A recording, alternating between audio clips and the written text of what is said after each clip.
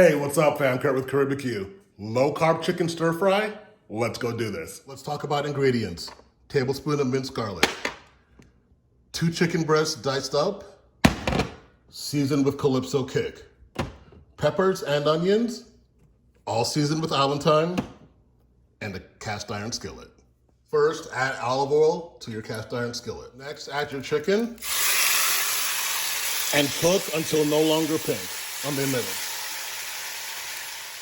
Add your minced garlic, add some more Calypso kick. Now add in your peppers. Stir it up. Now add in your onions. Stir it up.